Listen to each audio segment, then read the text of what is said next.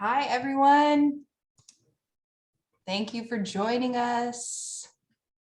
Hello. Second, see everybody coming in. Welcome. Woohoo. The moment has finally arrived. Well, I just want to welcome you all. Thank you so much for joining us this evening for NCW Virtual Reads with Malaka Gharib.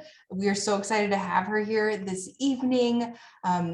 This program for virtual reads started back in 2020. And the idea behind this program is that because we are such a wide and vast library system, opportunities like this give us a moment to all come together across our counties and our library branches to share in conversations that spark curiosity and learning, because we believe that stories have the power to expand our perspective of the world, bridge our differences by highlighting how much of the human experience we all share. So by joining us this evening, you're helping us fulfill our mission here at NCW Libraries to connect the people of North Central Washington to vital resources and opportunities that foster individual growth and strengthen our community. So thank you so much for giving us your time this evening. This is going to be a great event. Before we begin, I just want to go over a little bit of housekeeping. We have our librarian, Alyssa, from up in Okanagan County, helping us in the background with chat. So if you have any technical challenges, you can just put that in the chat and she will help you out. We also have live transcription, so you can click on that at the bottom of the screen if you want to see closed captioning. And then Malaka has been very generous to give us time at the end to answer any questions that you might have. So at any point during the presentation, you can put your question in the Q&A box at the bottom of the screen and she will get to those at the very end. So without further ado, it's my pleasure to introduce Malaka. Malaka Gharib is an artist. She's a graphic novelist and a journalist. She's the author of I Was Their American Dream, a graphic memoir about growing up as a first-generation Filipino Egyptian American. This book won the 2020 Arab American Book Award. And now her new graphic novel, It Won't Always Be This Way, It Won't Always Be Like This, is coming out on Tuesday. Yay! And this is about growing up and her summers spent with family in Egypt and kind of finding belonging in her growing multiracial family.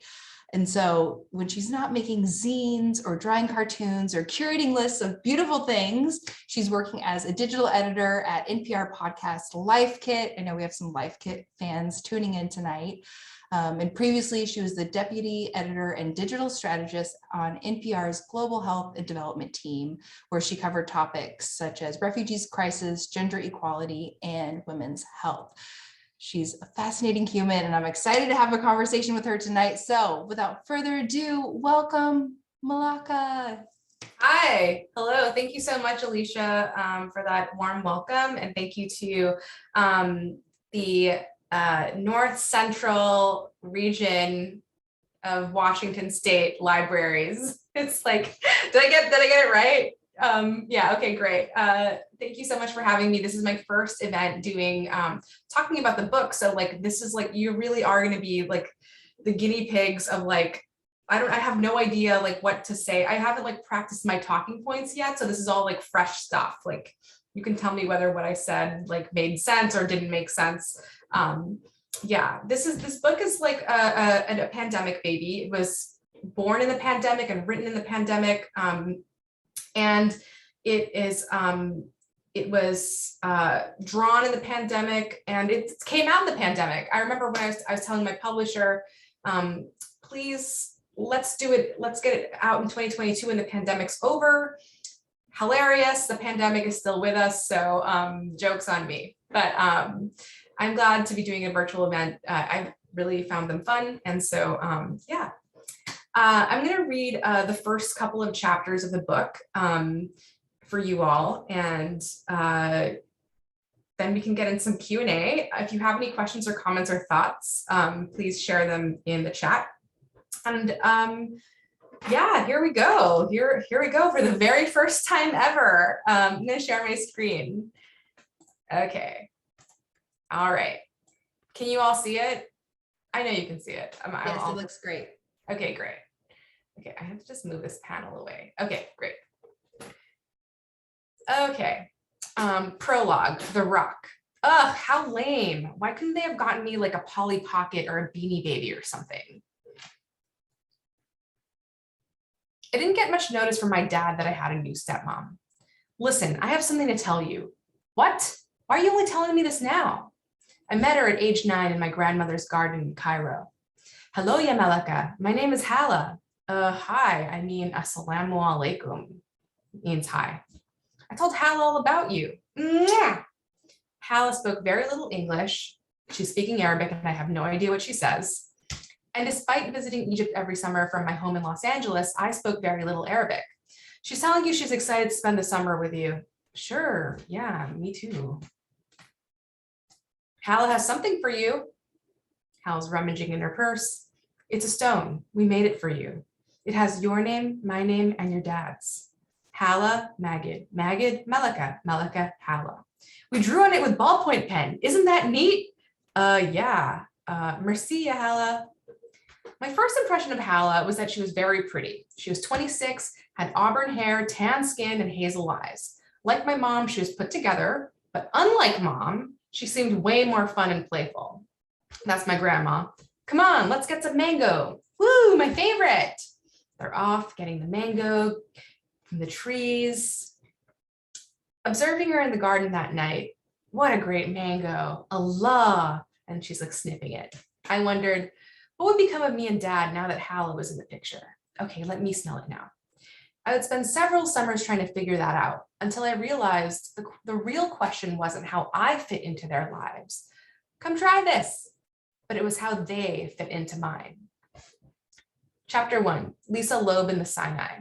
Anyone want to swim with me? Dad told me we'd spend the summer in Sinai, in a town of Sharm el-Sheikh. We stayed at the hotel where he'd been working for the past few months. Hello, Mr. Magid, welcome. It was beyond my wildest dreams. There's a huge buffet, a restaurant in the middle of the pool, a place where I can do activities. We lived in the villa on a beach that was the hotel designated for Dad, the general manager. I'd never lived anywhere so nice in my entire life. Dad and I usually stayed at Ninet's house when we were in Egypt. She didn't have an air conditioner. And at home in California, I shared a house with several family members and slept on a futon at the foot of my mom and stepdad's bed. Here, I would have my own air-conditioned room and my own magnificent view of the sea. The first thing I wanted to do, of course, was go swimming. Come on, Dad, put your swimsuit on. Well, actually, I have to go to work. What? That's the reason. Oh, that's the reason why we're here. I have a job. Hala can take you to the pool. But I just met her like a few days ago. I barely know her. You'll be fine. And so Hala was taking me to the pool. Hala had already spent a few months at the hotel. I'll watch you while you swim. Oh, okay. After a few hours, we went back to the villa for a nap. I'm not a great napper. Okay, I will sleep. Then we'd get ready for dinner. Hala a little lower. And that's what it was pretty much like every day. You throw this in the pool and I'll catch it. Dad was gone before I woke up. But we did get to spend time with him after work and watch a belly dancing show. After the first week, I started to get very, very bored. Oh no, I only brought 3 books and I already finished one. Long distance for you, it's your mom. Can you hear me? How's it going? I heard about Hala. Mom, you said I'd get to hang out with Dad and we're not hanging out at all this summer. It's not like how it usually is when Dad and I go to Egypt. Going to the zoo, going to the mosque, having hagasa, just cold drinks. When he comes back from work, he just disappears in the room with Hala. Ha, ha, ha, ha, ha. Well, just try to spend time with your dad when you can and try to get to know Hala. Okay. What do you want to do today? I'm sick of swimming. We tried to find new ways to spend the day, like watching TV. Put on Nile TV, maybe they'll have an English movie, but there was never anything good. Usually the only thing to watch was CNN. OJ killed her, I'm sure of it. Akid, for sure. And sometimes we talked, trying to communicate as best as we could. What's life like in America? I began to see her more like a big sister than a mother figure. The stores are bigger than anything in Egypt. You know how in Egypt you have to go to like a different store just to get like meat or a light bulb? In America, everything is in one place. We have a store called Costco and they have rows of everything and free samples and everything is cheap. It's my favorite place. Maybe I can go there someday. She told me about herself. She grew up in a smaller city called Ismailia on the Suez Canal. She had 2 brothers. When she was in high school, she got to take part in a student exchange program in Germany. She went to college, but she didn't work. I studied finance. Sometimes we made up silly games. Dance only with your hands. Okay, when I do this, you do the same. Got it. Can you do this? Okay, this way, now this way, and up. Spin, spin. I messed up. I told her about myself too. I love singing and music. I don't know what the songs are. I just recorded them from the radio. What song do you like? I don't know how it goes exactly, but it goes something like this. So I turn the radio on, I turn the radio off, and there's this woman who's singing my song. Can you teach it to me? And so I did, by teaching her to memorize the sounds, the way I learned surahs from the Quran. So I turn the radio on, I turn the radio off. So I turn the radio on, I turn the radio off. Yes. And there's this woman who's singing my song. Yes. Don't understand if you really care. I'm only hearing negative. Don't look back. Years later, I found out the song was the 1994 hit Stay by Lisa Loeb. Anytime I hear it, I think of Hala. You say, and I laugh to myself. The lyrics I taught her were all wrong. For the end of the summer, a friend of Hala's invited us over to her place for tea. It was one of the few times that Hala and I left the hotel. The friend was an older Christian Egyptian woman. She wasn't married and she lived on her own. Everything in her apartment matched. I couldn't imagine that she and Hala had much in common with each other. Still, we made pleasantries while drinking tea, and I was relieved that the friend could speak a little English. Where are you from? Los Angeles, America. How old are you? 9. Later, it occurred to me that this woman might have been Hala's only friend in town, which meant that other than Dad, she didn't have anyone else there. Taxi, taxi, just me. And that's it. Oh my goodness, I'm over here cracking up. Thank you. I was like, we get a reading in your voice and I'm gonna sing. like singing. This is amazing. Coming in strong. Oh, that's so beautiful. I just love you and Hala, this duo together. You're just fantastic. Thank you.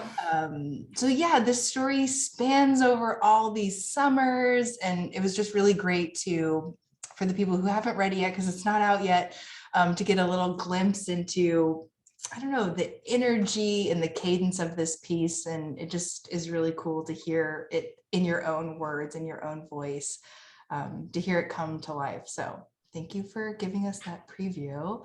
Thank you. And I just have to say first, I'm like, I totally fell in love with Hala. She's just this super amazing, brave person. And it was just really touching to see you two, like, you grow up summer after summer in this book, and you building this relationship from starting as strangers of like, wait, I have a stepmom, like, who is this person, to becoming friends. And ultimately I felt like you were just really like celebrating her and all of her complexities as a human. And I'm just wondering, like, looking back now as an adult, like, what did a new understanding emerge from having this time to look back at Hala now as you as an adult, a married woman, or about yourself being 9, landing in Egypt? Yeah, that's a really good question. So the book spans from age 9 to me being like a young woman, age 23, like working in the city, and like your view of your parents always changes over time, right? Like when you're a child, you look at your parents like a child. And when you're an adult, you look at your parents and you kind of understand the choices that they made, for better or for worse. And I think that like writing this book, over a decade after that time period of the book ending, I kind of have a more mature grasp of the struggles that my dad and my stepmom, ultimately, I don't want to give too much about the book away, but the book is about, our family life together and their marriage as well. And I got a better sense of who my parents were as people and their desires. Now as an adult, sort of understanding my own desires as, in my, in my late 30s, and understanding my own desires of what I want out of life, I could sort of get a sense of like, it must have been really freaking hard. I mean, hard for her to like welcome a 9-year-old child into her life in being in a new marriage, wrestling, trying to balance having a family. I eventually had siblings from her and my dad. And then my dad's own struggles with trying to like create this cohesive family unit with a daughter living in another country. And then also, and then the culture clash, like this clash between, American culture. My dad was no longer had any insight into what was American culture. So he was really living and operating as a parent through the Arab mindset. And like I was coming in as an like an Asian Arab American, and like he was only operating within the Arab frame. So it was like really hard for all of us to kind of like work together to figure out how to be a family, essentially. And I appreciate that now as an adult. When I was a teenager, oh my gosh, my diaries are full of like, God, dad sucks so much. Like, can't believe him again, and like you kind of have more sympathy for your parents, right? Yeah. Yeah. Totally. No, I'm like, okay, speaking of the diary entries, so you have at the chapters, you have like a little drawing of the diaries, and one says these are actually diary entries. Yeah. And so I was wondering, this story spans 10 years, like, or longer than that, 14? 15 years. 15 years. Okay. So it spans a really long time. And I'm just wondering, like, how did you decide what to tell for like the arc of the story? And did you use your diaries? Yeah, I did use my diaries. There's a sexual assault scene that happens like early on. There's not a spoiler there. It's very common in the Arab world, especially for women, especially in Egypt as well. Street harassment is like rampant. But, I had a moment where an uncle of mine said that what happened wasn't real. And I was just making it up to be part of my story. And the reason why my uncle got involved is because like I was with my aunt, his wife, when it happened. So he didn't want his wife to look like she wasn't taking care of me at the time. Okay. And like this had happened under her watch. But the thing is that like, my dad talked to me about it and said, and like, he like counseled me on what I should do. And I said, like, I have it in my diary plain as day. Like, I am not lying to you. Like, I have this written, it happened in 1997. Like, and then this is the full accounting of what happened. Yeah. And I love that my dad just like totally sided with me and believed me and like basically told my uncle, like, I don't know what to tell you. My daughter says that she has it written down. So like, sorry, like, I'm just going to have to go with what she said, which I loved. I love that my dad like came through. Yeah. But choosing what to include in memoir, memoir isn't about telling your deepest and darkest secrets. Memoir is about sort of using yourself as an anecdote, as an example of what like a feeling that you're trying to convey, or like a moment you're trying to convey, or an emotion that you're trying to convey. So like, if I wanted to illustrate that I was, in using this anecdote of sexual assault, I basically was trying to illustrate how I myself was like going through puberty and like suddenly very, very interested in boys and like attracting the attention of boys. And at the same time, being in this environment, I was also learning about the dangers, I guess, of this age too, that like I was getting all this like unwanted attention that I was too young to sort of, or too naive to like sort of realize until it had happened to me. So I think that like, there was a million examples from my youth to choose from, but I chose this particular moment because I felt like it was like the fullest example of that distillation of the confusion of puberty that I could think of. But I could have said it in a million different ways. I just happened to choose the one best example that I feel safe telling.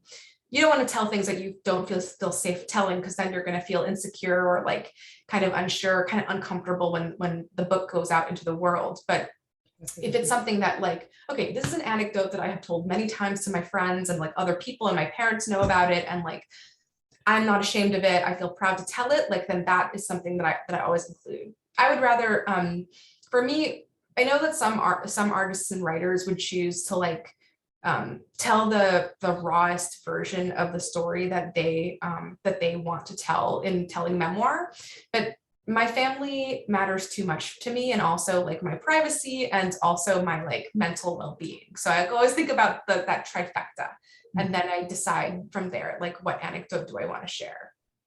No, it's a lot to consider and to filter through. And that's what I thought, like as a reader looking through this 15-year span for you, is like, wow, I really felt like I got such a strong sense of this journey from the outside. And so I just thought you did such a wonderful job of curating these moments. And yeah, like you're saying, like sharing, being really, I feel like you did such a good job showing the humanness. Like you showed it a lot of complexities, and it wasn't like, it was real, and you're having these moments that are intense, but they're what give like the depth to the story, which was like fun and lighthearted at moments, and like really heavy and bittersweet, and all of these feelings together. I'm really excited for people to read it. But talking about your dad, yeah, he seems wonderful too. And you did a little comic, I think it's on your Instagram, about how your dad loves Tom Hanks or something. Yeah. Yeah, and I'm wondering about your family. I'd listened in other interviews about, you know, when you wrote I Was Their American Dream, and like coming out and like talking to your parents about what to share and how it was going to be received, and now you've done it again. It's just wondering, like, how did it feel this time? Your dad was more in the center of the story. Like, what did those, and Hala too, what were these conversations, and did you kind of like self-edit, or what did that process look like? Well, it definitely did not self-edit. I tried to tell, as a journalist, like my biggest pet peeve is to like, I can choose what not to say, but if I'm going to say something, I'm going to say the whole thing. And I'm going to try to say it as accurately as possible. So like, I'm pretty anal about like making sure that the facts are correct around like particular incidents. I don't know. I don't think this is like a super spoiler to say that like things don't go well in the marriage. I think that that's something that eventually happens there.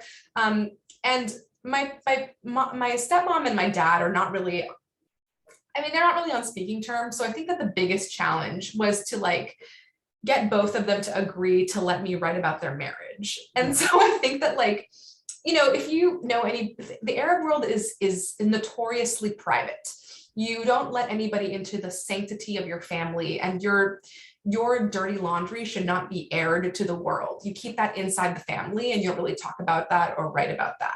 So the fact that I was going ahead and like writing about my family's issues, like I felt like I needed to like quickly like expose that to both my dad and my stepmom, and like at the beginning of the process, and let them know, like, and ask them and be totally transparent and say like, this is happening only if you say that you support it.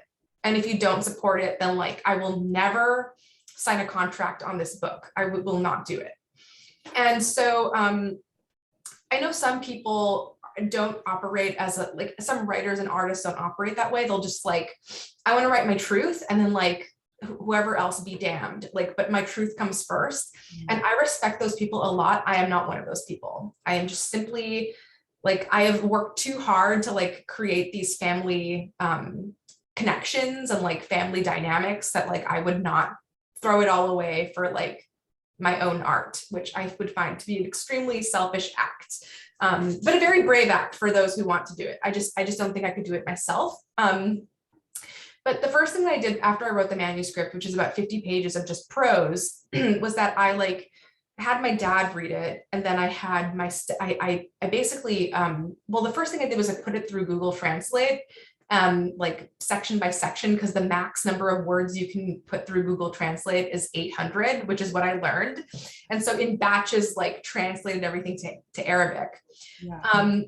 And then I sent that to my stepmom and had her read some like clunky version of it. But more than that, like in the world of journalism, you want to, when you get consent, you really have to get like real consent? Do you understand the implications of what it means for me to include your story and name in this book with my last name, with Dad's last name, with your full name?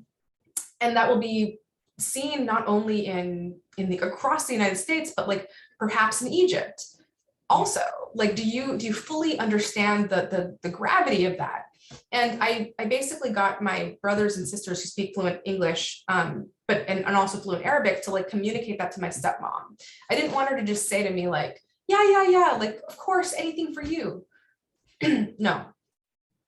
Do you understand the gravity of this move? And same thing with my dad. Of course, he speaks English, so he was able to read the manuscript, and he was like, I'm fine with it.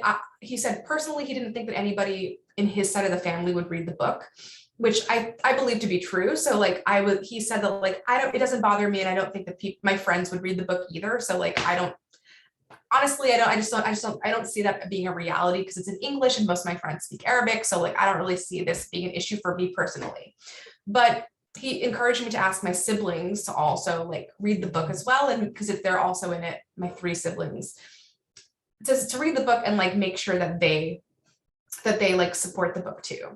Everybody read it, and I think we ultimately, after like a couple of months, everyone came to the conclusion that like, yes, it's fine, write about this work and we will help you along the way. So then I paid my brother $25 a chapter to basically translate it like in real time for my stepmom, because I wanted her to see the images too. Like I didn't want her to just see like the words. I want her to see the images because like that can also totally change the meaning around of the idea, right? So that's what I mean by consent. Like it was like real full, like I've given you plenty of chances to say that you don't want this book to come out. And like, if you say that you don't like it when it comes out, like that's your bad. So that was basically it. And they really supported me. Like we did an NPR interview together, my dad and Hal. It's coming out on Monday. Oh, exciting. Yeah. So tune in for that. It's on Morning Edition. And and they were just so like, I almost cried because like I had never heard my stepmother like speak so eloquently, because I usually speak with her in like broken English, but she just like really was astounded by how much I remembered of our relationship. And my parents they're just like both like extremely supportive about like my art. I mean, why? And it made me question my own assumptions about what I thought about Middle Eastern parents, that they would be like withholding and like not want to support me. Of course they would. They love me. So it was just the whole process of working together with them on this, it was like we were walking through memory lane and recounting our family's experience together. And it's sort of like the title of the book is It Won't Always Be Like This. And like, we were remembering a time when it was like this. Yeah. You know what I mean? And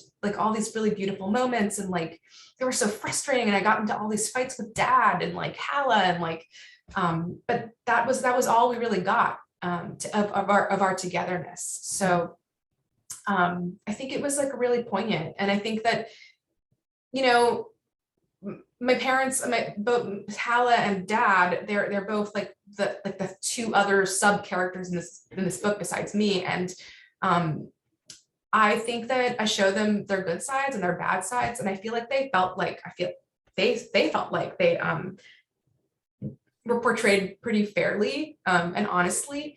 And my dad said that he cried like for 3 days after reading the book. He just of like seeing like the full book for the first time. And I think that like he felt really seen, I think. And I felt really proud that I was able to do his story justice.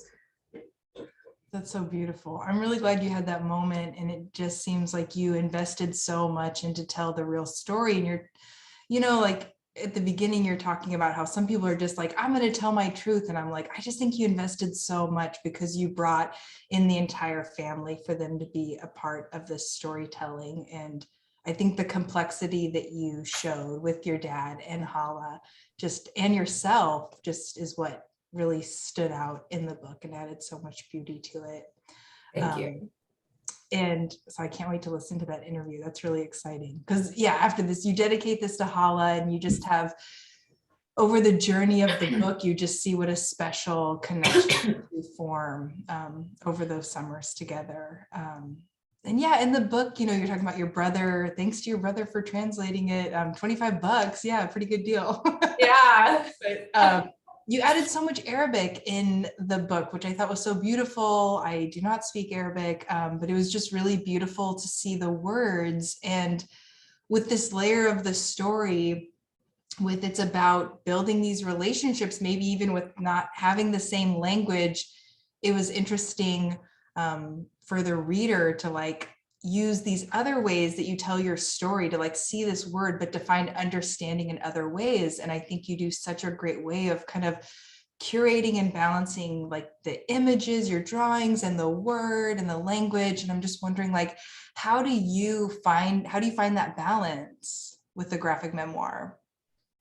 Yeah. So, you know, in the book, there's a lot of untranslated Arabic in the book, and I really wanted to put the reader into my shoes. It's like you can try to like somebody is speaking to you and you have no idea what they're saying, and you just kind of have to like intuit like what it is that they're feeling and respond to that, and what they're trying to like yeah, what they're feeling and what their actions are, what their hands are doing. Like you focus on everything else, the context. There's a scene when Hala like pulls me aside as like I'm in my early 20s. I think I was 20. She pulls me aside. She really wants to talk to me. And she like just speaks in a flurry of Arabic to me. And like, she didn't want to be around my dad when she said all these things. And like, I think that I was able to pick up what she was putting down. I mean, I couldn't really understand what she was saying, like truly, but like, I could empathize with her wanting to reach out to me in that situation. And I could sense her frustration and loneliness and just anger. And I mean, obviously like the only thing I could do with that situation was just like comfort her and like just be with her and like say, I'm sorry for you know, for her feeling that way. And like, I think those moments, like learning to like communicate without language, was like a really big part of what it meant to grow up in a place like Egypt as an American. There are so many other ways of communication. There's so many other ways of connecting with people. It's not just language. That is like the biggest bottom line. I think that as an adult, one of the things that people always say about me is that you can hang out with anyone. Like you can like literally hang out with like the nerds and the jocks and like whoever, and like you like I don't know how, like I think one friend was like, I don't know how you do it, but you could just like hang with other people. And I truly think it's because of my summers in Egypt of just being like, I'm sure we'll find something to find in common to like talk about, or like not even talk about, just to like we can play cards together, we can go for a walk on the beach, we can do lots of things. We don't have to necessarily speak. And you can make really profound connections despite culture, despite language, despite social norms and cultural norms. You can really make profound and deep connections with people. I think that that's something that is this sub theme of the book. It's like, in these divided times, there's always something, there's always some way we can reach out a hand and grab it. I don't know. Like, I don't know how I feel about that. I'm not going to use that again in the future. I like the change in tone. That was beautiful. No, but I mean, I thought that too, reading it, because this is your story. This is Hala's story. This is your dad's story. But it felt that sense of like searching for belonging and like not having language and having like you living in so many different cultures and then going to Egypt. I mean, I think it just is this bigger story of like, we're so divided. And often if you don't understand the language or you don't know the culture, it's like a full stop because we get uncomfortable. And you're such an example in this book where you just like, you show up and you find ways to communicate with Hala and you find ways to build these relationships. Yeah, it's so uncomfortable. It's so uncomfortable to be in a place where you don't feel comfortable, right? Like, and I was an American teen, young person. And then I would just like go into this context where I didn't understand it. I felt I had a lot of assumptions and stereotypes about the Arab world as an American. I thought that I was superior to other cultures, these other cultures, the Arab world, and also my Filipino culture, because I was an American, and I like loved flaunting that, which was so dumb. I think that like, I hope that comes through very clearly in the book, that it's like very stupid that I did that. And I also suppressed my Filipino side in the Arab world, because the Arab, you know, a lot of the labor class in the Arab world is made up of Filipinos. We are like the help, and people who are the janitors, and people who like work you know, at the mall, who are the building things, you know, and I didn't want to tell people about that side of myself, because I didn't want people to make assumptions about me. And so I had a lot of conflicting thoughts and ideas about like what I was supposed to present, how I was supposed to present while I was there. Sometimes I wanted to be more Arab than I was. I didn't want people to notice that I was American. And sometimes I wanted people to notice that I was very American. And I certainly didn't want people to see that I was Filipino, which is horrible. And the book gets into that.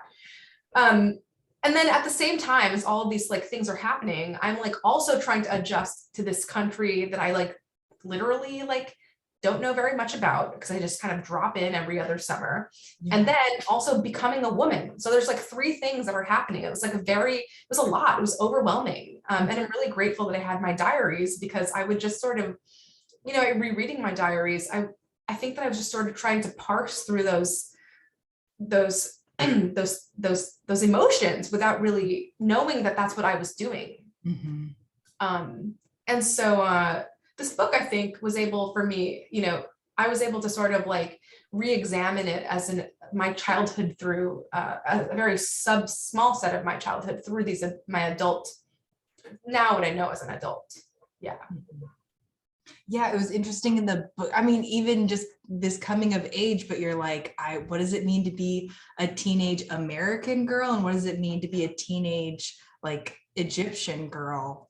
Yeah. Kind of feeling that, you talk about feeling that change and expectations from your dad as you grow older.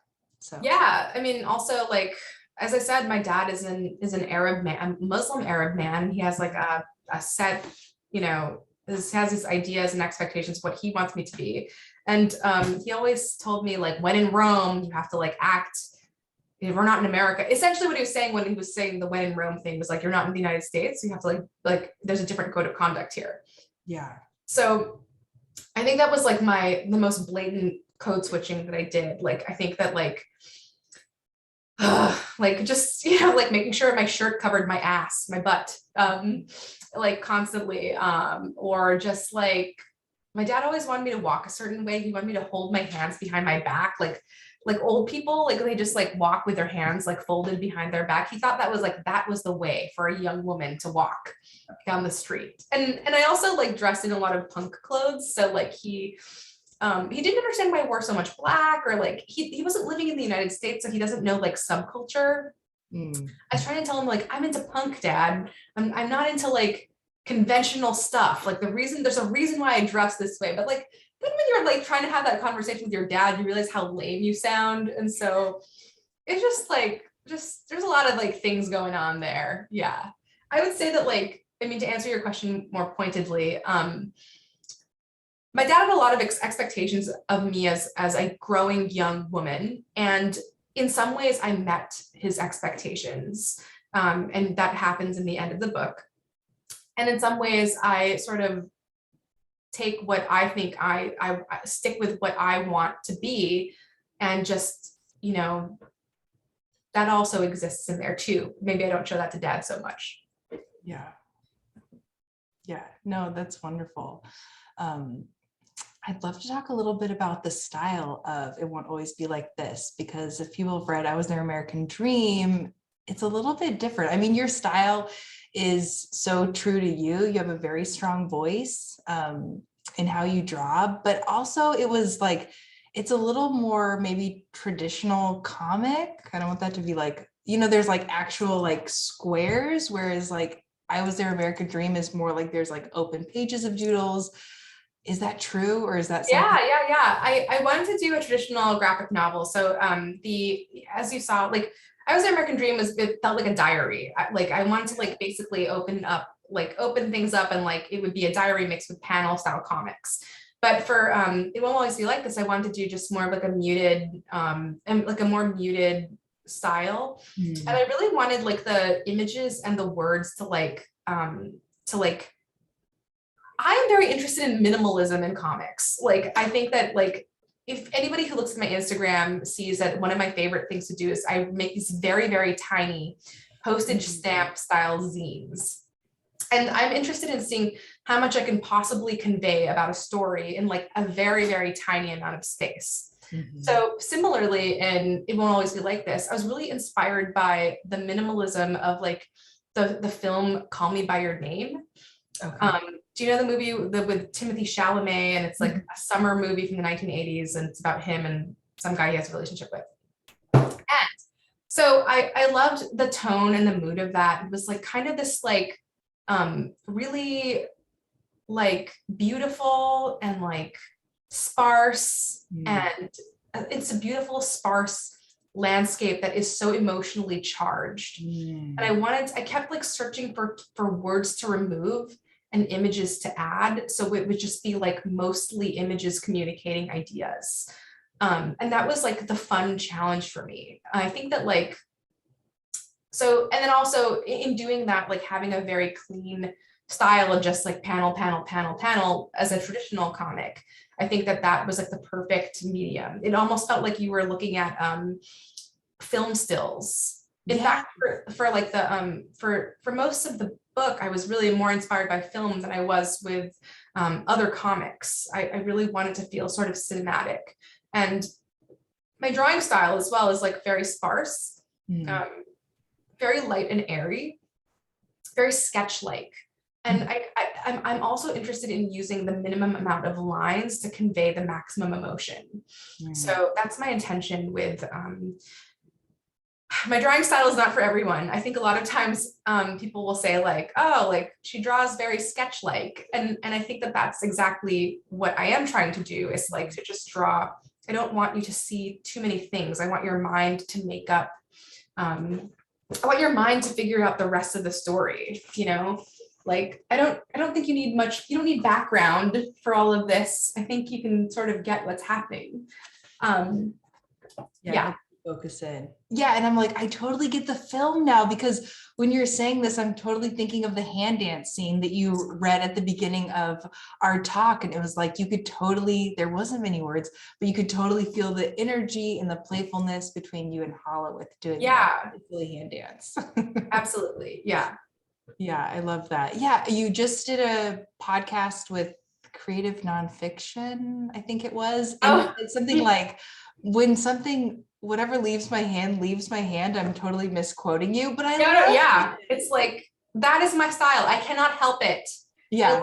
I have drawn thousands of pages of comics, and this is my style. This is like, here's a drawing that I made of me sick recently.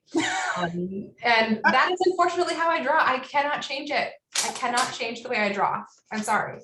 But I think that's what I love about your art. Like, it's so authentically you, and you can't compare it to someone else to have that voice. And I think it's an example, you know, it's an inspiration to other creatives on this, to be like, you don't have to fit into a box. And even I was really inspired hearing that, like, you have this background in zines, and then maybe this is wrong, but I heard that I Was Their American Dream was like your first attempt at a graphic novel. Like, you went from zines to an entire memoir. Is that true? Yeah, I just pretended that I was putting together 9 zines. Yeah.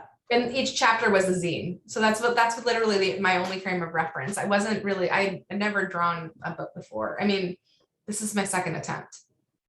Yeah. That's incredible and very inspiring. Thank you.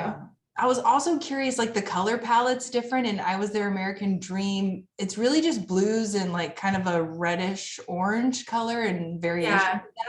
And this is so much more vibrant. Do you feel like the color affects the story, or what was behind choosing more colors this time? Because I'm like, you can see all the I absolutely like hate the idea of like making this like muted color palette to display the Middle East. Like every time we see like a scene of like Cairo or Beirut, it's like there's orange haze in the sky and like beige dust and like beige buildings. And it's like Egypt was like a freaking technicolor dream. Like when you're in the Nile, the green of the Nile, like it's so freaking lush. Like the oases are so lush, so many beautiful like palm trees and like date trees and like mango trees. Like Egypt is literally like the around the Nile is like the breadbasket of the entire country. So like it is so lush and fertile. And I think that people just like visualize desert, but also our ocean and waterways are so like you go to the Atlantic Ocean or the Pacific Ocean and it's like a dull cobalt. Maybe if you go to like Florida, you'll see like a green clear tint, but in Egypt it's like cerulean. It's like aquamarine. It's like so it's like you're looking through the lens of like a beautiful gemstone, and that's what the color of the ocean is. And like I think that like the vibrancy of the landscape, the golden sand, the sand isn't beige, it's freaking gold. It's like so beautiful. I think that like gets totally distorted in film and like other portrayals of the Arab world. And also like the people are so vibrant as well. Like the culture and lifestyle is like vibrant. So I like wanted to have a palette that was like, I actually use Goodnight Moon as my color palette. Oh, okay. Literally take Goodnight Moon and you'll like hold it up and you'll be like, oh, it's the same color palette. Yes. Just this like vibrant but muted sort of palette. I didn't want it to look childlike, so I did mute it down a little bit. Yeah. Oh, that's so cool. No, thank you. It's fun to see your passion and excitement for Egypt. I'm like, ooh, I want to go now. Have you been to Egypt since the book leaves when you're like 22, 23? It has been, but have you been back to Egypt? I took a bunch of friends with me to Egypt in 2017, and I was back like before a couple of times. I haven't been back since COVID, since 2020. Usually I go like at a pace of like every 1 to 3 years, but this is like the longest stretch I've ever taken not going to Egypt since I was like 5 years old. Okay. Wow. Are your siblings all in Egypt? No, they've slowly moved to the US one by one. My brother was Ahmed, who's the youngest, like was living with us for 6 months, or 3 months this summer. And he like lived downstairs. And, you know, I think that the question that I had was like, what was the point for me to be in, like, what was my role in dad's new life, or like, what was their role in mine? And it was like my constant connection to my siblings today is like the answer, like, you know, to have this relationship with your family and your siblings. And I love that I can have that. Yeah, that's really beautiful. Thank you. So you've written, we're winding down, we're gonna have some time for some Q&A. I'm just wondering, like, you've written 2 graphic memoirs, you've told all these personal stories, like, is there more to tell? Are you gonna go in another direction after this? Maybe it's too soon, the book isn't even out yet. Oh yeah, I have an idea that I'm kicking. It's fiction, and it's about a woman's midlife crisis. So I'm working on that now. Okay. It's for fun. Yeah. Exciting. Yeah. So if anybody out there has some questions, you can put it in the chat. I know there's definitely people that are curious about, we've got a lot of creatives on here. And we're curious to know, like, do you have any regular creative practices? Yeah. Do you do zines? Do you do zines or beyond, or what does your practice look like right now? So, I think that like my biggest creative practice is that like I make these mini zines, and I put them in like baseball. I put them in baseball folders, and I have hundreds of them. And I often find these as like, this is like my creative, what do I call it? Like an appetizer before I do something creative. Before I sit down and write, like I'll like literally make a zine just to like give myself an appetizer to like get into it. Yeah. And I'll like force myself to do it in 5 minutes, like just make a zine in 5 minutes. Okay. And it's just like a way for me to like get my like brain ready for like the discipline of sitting down and writing. Ooh. I also like take my, like all my creative work that I do as like, I take it as seriously as my job. It's like as my day job. Yeah. So like the same amount of like rigor and discipline that I apply to like my work that I get paid for at work, like I have to do that to my creative life too. Otherwise, like no one's going to take it seriously. The only person who's going to take it seriously is me. So I better take it seriously. Definitely. And it helps me make time for it. I also like make a lot of like collage. I made this the other day on Tuesday. Ooh, love it. Yeah, just collage, and like like you saw this doodle of me, like, and I just keep it around, and like it reminds me to just like pick up. I have like all these gel pens around my desk, just like yes, gel our pens. original art was gel pen, wasn't it? Yeah, it was like, it just like I have it around me so that I can like easily draw, and like if I have like 5 minutes to just like make something. Like if you literally try it, put a bunch of creative stuff on your desk area, and you're gonna find your hands like just naturally picking up a gel pen and like drawing in the corner of your notebook. I'll even show you my notebook, dude. Like this is my like actual work notebook, and I find myself like frequently just drawing like, I guess not. No, here we go. Just like we all do this, right? Like just like flowers on the corner of our like notebook. This is like work. It doesn't look like that, Malaka. Yeah. It doesn't look like that, Malaka. Yeah. That's beautiful. No, I love this. I feel like this is a call to all the creatives to give yourself a personal challenge, myself included. Yeah. Gel pens around you and see what beauty inspires. You were getting some hearts. I'm not sure if that was for the idea or for specifically the gel pens. That's, oh, another heart. I think it's the gel pens. Like a flashback to the early aughts. You can get a 50 pack of these. I got a 100 pack of these gel pens. You use them once and then they're trash afterward. They no longer work after you use it once. So don't get this. Should we answer some questions from the Q&A? Yeah, we've got some coming in, and everybody, we still have a few minutes. So if you're thinking about something, please send it in. I'll start from the top and then go down. How about that? Great. Melissa Odell, what was your biggest learning visiting Egypt? What did you enjoy about Egypt? I think the biggest learning that I had, thank you, Melissa, for the question. The biggest learning that I had, is Melissa still here? Let me see. Yes, she's still here. Melissa's still here and Michael's still here. Melissa and Michael Odell. I was so sheltered. Whenever I went to Egypt, my dad was like sheltering me in this like little middle class life. And the thing is that like the Egypt that I saw was through my dad's lens of like this middle class world. And there was a whole other Egypt out there. There was like an incredible amount of poverty, which I saw every day in my everyday life, but I didn't interact with people living in extreme poverty. Extreme poverty, people living on $1.25 a day. So very, very poor. And I also didn't realize that there was such a strata of extremely, extremely wealthy people. So in my book, we eventually meet some of these wealthy people who have like BMWs and like just living in a way that like the rest of Egypt is not. And there was stuff that like, I guess like I just thought that Egypt was like this place that was totally clueless, but like it wasn't. Like people were listening to Snoop Dogg and eating sushi, and I just like had no idea because I was sheltered.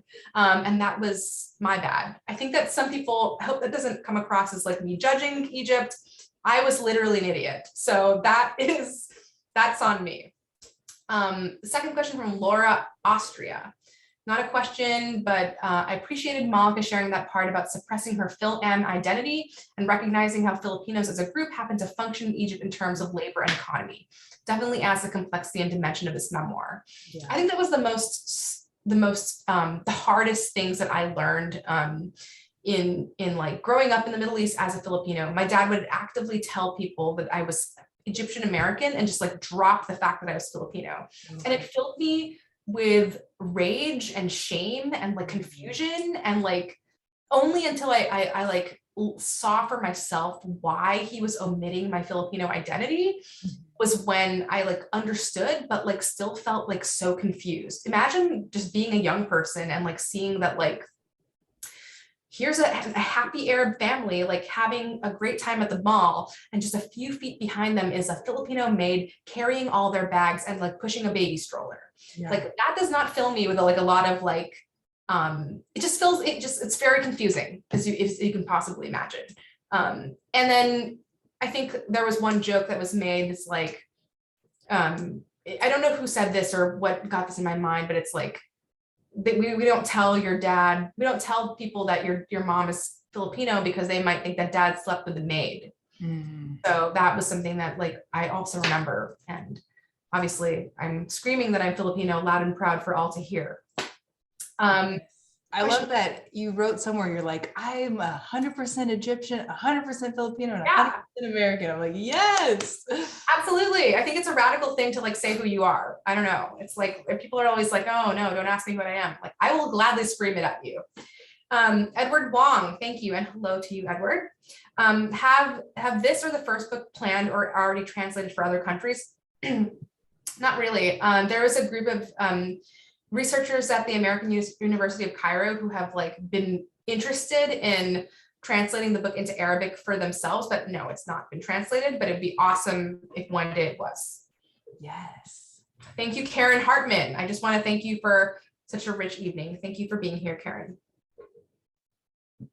Deb Murphy, not a question. You are so real and refreshing. Thanks for sharing. I can't wait to read your book. I can't wait for you to read my book too. And I would love for you to tell me what you think and post a Goodreads review if you like it. Yes, please. Yeah, and at the beginning of the presentation, Alyssa put in the chat links that will directly take you to the catalog to request I Was Their American Dream. We also have an ebook of I Was Their American Dream, and you can already put a hold on Yes. It Won't Always Be Like This to be one of the first ones to check it out when it's here. Look at it. It's so pretty. Yes, it's so beautiful. Love it. Yeah. You'll read it in one sitting. It's easy. Yes. There's very few words. It's poetic, is what I like to think. It's so beautiful. Yeah. Oh, yes. Jason. Oh my goodness. Okay. What was the last film you loved watching? Great to hear that you're such a cinephile. Oh gosh, I love this question. Oh my gosh. Well, let me just say that the last movie that me and my husband have been watching Ingmar Bergman's movies every Monday since January. So we have watched maybe 50 movies of Ingmar Bergman, and I am stunned by the composition of his frames. And I sometimes pause one of his frames or like do research later on how he composes the way that people are arranged in like the space or the confines of the camera space, the view, and also the pace of the storytelling and the way that he uses music, which we can't use music obviously in a graphic novel, but the way that he uses pace to like tell a story, or withholding or silence to like tell a story, dialogue and silence. So I am very, very influenced by film. Like I think that that's more than anything in this book, like that's probably the biggest influence. So, and I also really love the Iranian filmmaker Kiarostami. How do you say his name? Iranian filmmaker. Oh God. Abbas Kiarostami. I also like the new wave of Georgian from the country of Georgia film. I think that the backdrop and ambient, like the ambiance of the Georgian landscape reminds me a lot of parts of the Arab world or parts of Egypt. And so I tend to get very like lost in the lushness of the Georgian countryside. So if you have, look up some Georgian films and watch it, and you'll see what I mean. Thank you.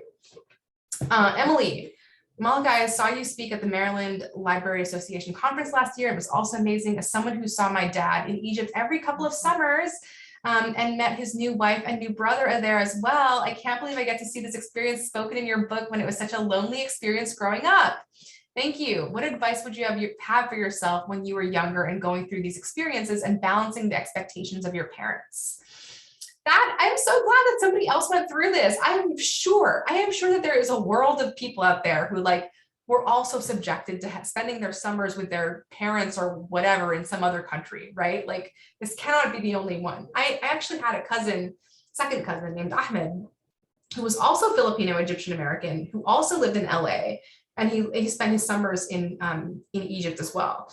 And the thing that I wish that I should have done when I was younger was like, I don't know why I never talked about how confused and upset and like weirded out and like WTF'd I was about the entire situation. Instead, I just sort of kept to myself and withdrew and like wrote about it in my journal, but I never like talked to friends or my family about it. And when I did, it like exploded into like a fight that wasn't really about like what I really wanted to talk about. Mm-hmm. I think that like in this generation, I think that young people are like way more communicative and like in touch with their emotions and feelings, and like in a way that my generation, I was like a child of the late 90s and early 2000s, was not. So that's what I would wish. That was such a great question. Emily, thank you for being here. That was awesome. Yeah.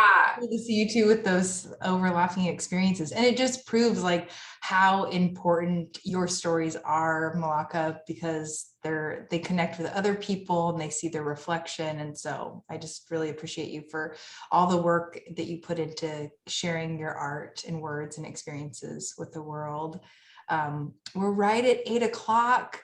And it has just been a joy. Thank you so much for showing up late out there in Nashville with your 10 p.m. baby, right here. Yeah. Bedtime. It's bedtime. Yeah. Yeah, and giving us a sneak peek to your new book. I know everyone's really excited to read it, and just coming in like your openness and your authenticity and willingness to share just really added so much richness to this conversation. So thank you. You can, like I said, Alyssa put Malaka's book links in the chat. Also, she was going to share, maybe she already did, all the social media, her website, her IG, her Substack, which we didn't even share. She's got a newsletter with a list of them of beautiful things, and it's fantastic. You should sign up. And there's even like a little zine on making art's good for your health, and it gives you some little steps on how to get started. So if you didn't get enough tonight, there's more. So yeah, remember that Malaka's books are available in print, digital format here. You can also pick them up at our local independent bookstores, A Book for All Seasons in Leavenworth, Trails Inn Bookstore in Winthrop.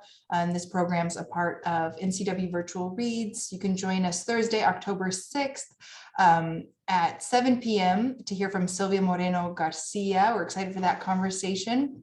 And yeah, Malaka, any last words? Thank you. Thank you, Alicia. And I just follow the Malaka Gharib universe.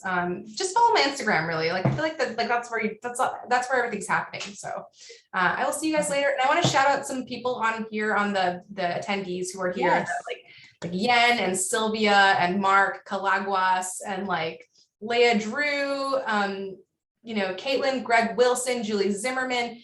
All these people are like, Camille De La Rosa, like I feel like I've seen your names around in my events. Like appreciate that you come around and continue to support me. I like truly mean it. Send me a DM and like I want to send you something special. So remember that. Send me a DM and I will send you something special in the mail as a thank you. So thank you so much for supporting me. Yes, thank you to all the people that are at that Central and East Coast time that are staying up super late. Yes, all those people too. Yes, all of you. Thank you for being here. Of course. And to NCW, thank you so much for having me, man. Thank you. We're lucky to have had you. So thank you. Yeah. Bye. All right. Bye, everyone.